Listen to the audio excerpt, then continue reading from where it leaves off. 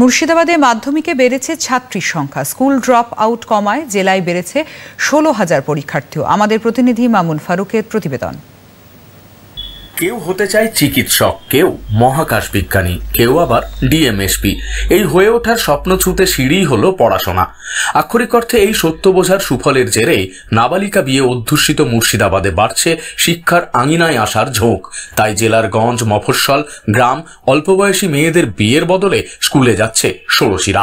মুর্শিদাবাদ জেলার প্রান্তিক কৃষক থেকে ক্ষুদ্র ব্যবসায়ী, মধ্যবিত্তের বাড়ির কন্যারা যত্ন পাচ্ছে সমান। ছেলের পাশাপাশি অবাধ পরিসরে বেড়ে উঠছে মেয়ে সন্তানও।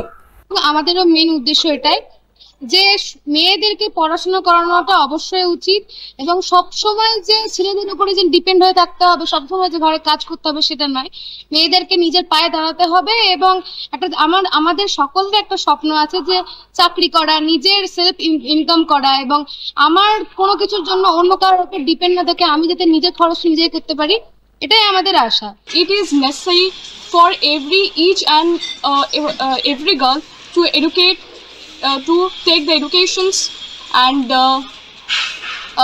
educate the society, because they need to flourish it in the next generation.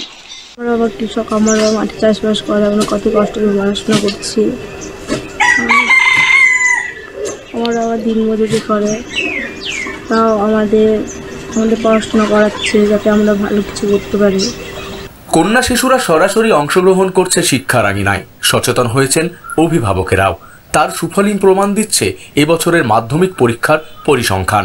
মুর্শিদাবাদের মতো প্রান্তিক জেলায় মাধ্যমিকে বেড়েছে ছাত্রীর সংখ্যাও। এবারের মাধ্যমিকে জেলার মোট পরীক্ষার্থীর 55% বেশি ছাত্রী। এবছর স্কুল ছুট কমায় বেড়েছে 16,129 জন মোট পরীক্ষার্থীও। ছাত্রী বেড়েছে 11,058 জন।